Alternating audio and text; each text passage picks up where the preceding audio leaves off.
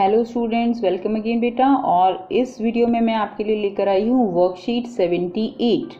Class 6 to 8 के बच्चों के लिए ये वर्कशीट है जो कि आपके लिए 3 अक्टूबर 2020 के लिए शेड्यूल की गई है शिक्षा निदेशालय की तरफ से।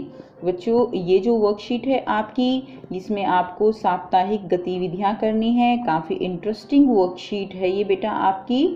और ये जो वर्कशीट है इसमें देखिए आपको क्या करना है। प्रिय छात्र, इस सप्ताह भी हम प्रतिदिन की तरह 2 मिनट माइंडफुल करेंगे और यह काम सुबह सुबह करेंगे तो ज़्यादा अच्छा महसूस करेंगे। तो बच्चों, जैसे कि आप जो है डेली माइंडफुलनेस करते हो, आज भी आप क्या करोगे, 2 मिनट माइंडफुलनेस करेंगे। और हम ये काम जो है सुबह सुबह करते हैं तो हमें ज़्यादा अच्छा महसूस होता है, हम फ्रेश फील करते हैं। आप सबको पता है कि बच्चों, माइंडफुलनेस करने से हमारे अंदर एक जो ऊर्जा है उसका संचार हमारे शरीर में होता है और हम जो है एक तरह से कहते हैं ना कि रिचार्ज हो जाते हैं। तो वो रिचार्ज का काम माइंडफुलनेस करता है। अब देखिए यहाँ पर कुछ सप्ताह की गतिविधि दी गई है, तो आपको उनकी इस तरह से अलग अलग जो आपको दिया गया है उनकी सूची बनानी है। तो चलिए स्टार्ट करते हैं इसको हम। सप्ताह की गतिविधि उपयोगी वस्तुएं। तो पहले हम इसको बेटा पूरा को समझेंगे, उसके बाद हम 1 बाय 1 जो है इसके आंसर करेंगे। तो देखिए, घर में उपलब्ध सभी वस्तुओं की एक सूची बनानी है। तो बेटा आपको क्या करना है, इस सप्ताह घर में जितनी भी वस्तुएं उपलब्ध हैं उन सभी की आप एक सूची बनाओगे। अब बहुत सारी वस्तुएं हो सकती हैं बेटा, आप अपने चारों तरफ अगर नज़र दौड़ाओगे तो हमारे घर में तो बहुत सारी चीज़ें हैं। तो आप उनमें से जो भी आपको दिखाई देती हैं उनका एग्जाम्पल लिख दीजिए। आप जहाँ पर बैठे हैं वहीं पर देखिए, आप चारों तरफ नज़र घुमा के कि आपको क्या क्या दिखाई दे रहा है, वहीं से आपका आंसर बन जाएगा। ठीक है, तो इसको देखेंगे हम। पहले हम इसको पढ़ लेते हैं सारे क्वेश्चंस को। सेकंड क्या है बेटा, एक और सूची तैयार करें जिसमें ऐसी वस्तुओं का नाम लिखें जो रोज़ प्रयोग में लाई जाती हैं। तो ऐसी भी बहुत सारी वस्तुएं हैं बेटा कि जो रोज़ प्रयोग में लाई जाती हैं। हम बर्तनों का प्रयोग करते हैं, कपड़े पहनते हैं, और भी बहुत सारी चीज़ें हैं। हम बिस्तर का इस्तेमाल करते हैं, पलंग पर सोते हैं। तो ये सारी चीज़ें हैं जिनका हम रोज़ प्रयोग करते हैं। ठीक है, तो हम आंसर बेटा लास्ट में देखेंगे इनके कैसे लिखेंगे। तो अभी हम वही डिस्कस करेंगे। नेक्स्ट क्या है, ऐसी वस्तुओं की सूची बनाइए जिनको सप्ताह में एक बार प्रयोग में लाया जाता है। तो ऐसी वस्तुओं की सूची बनानी है। नेक्स्ट क्या है, एक ऐसी सूची भी तैयार करनी है जिनको महीने में एक बार प्रयोग किया जाता है। ऐसे भी कुछ वस्तुएं होंगी जिनको बहुत बहुत दिनों में हम एक बार प्रयोग करते हैं।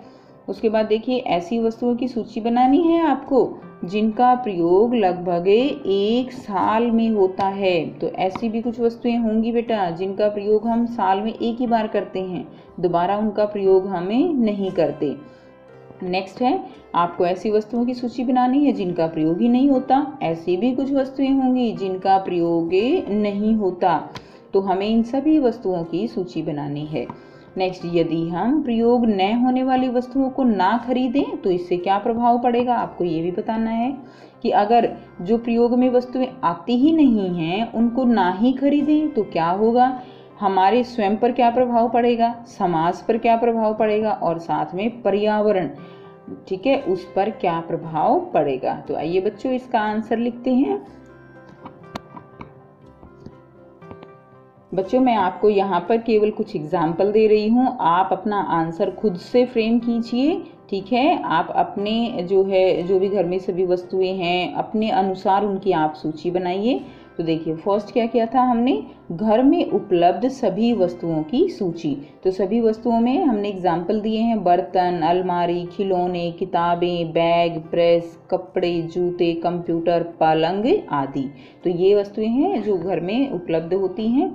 दूसरा देखिए हमने क्या किया था, ऐसी वस्तुएं जो रोज़ प्रयोग में लाई जाती हैं। तो रोज़ तो हम बर्तनों का प्रयोग करते हैं, टीवी देखते हैं, मोबाइल का यूज़ करते हैं, बिस्तर हैं, तकिया, रिमोट, पंखा, ये सभी हम रोज़ जो है प्रयोग में लाते हैं। उसके अलावा भी बहुत सारी चीज़ें हैं बेटा, वो आप लिख सकते हो। नेक्स्ट, थर्ड देखिए, ऐसी वस्तुएं की सूची जिनको सप्ताह में एक बार प्रयोग में लाया जाता है। ठीक है, तो ऐसी वस्तुएं भी होंगी जिनका प्रयोग आप बहुत कम करते हो, यानी सप्ताह में एक ही बार करते हो।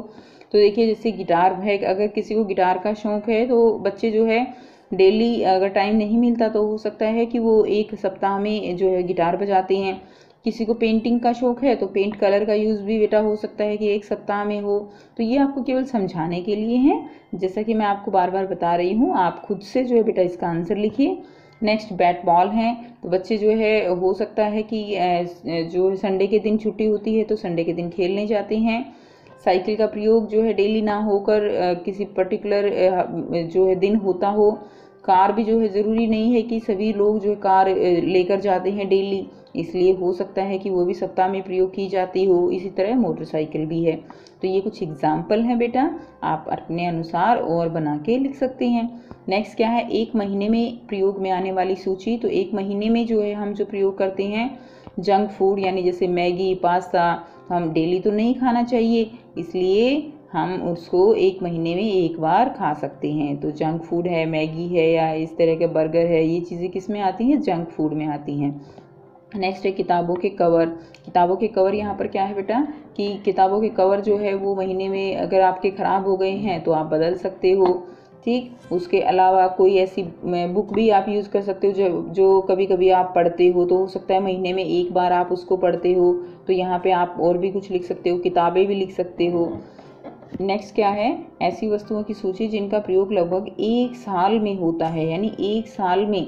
तो बेटा ऐसी कौन सी वस्तुएं हैं, देखिए पटाखे हम साल में एक ही बार यूज़ करते हैं, दिवाली वाले दिन।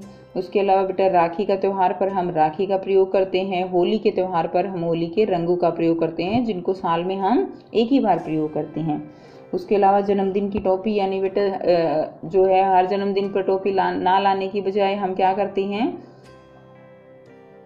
जन्मदिन की टोपी को भी बेटा हम जो है क्या करते हैं, जन्मदिन की टोपी को भी हम एक ही बार प्रयोग करते हैं जब हमारा जन्मदिन होता है।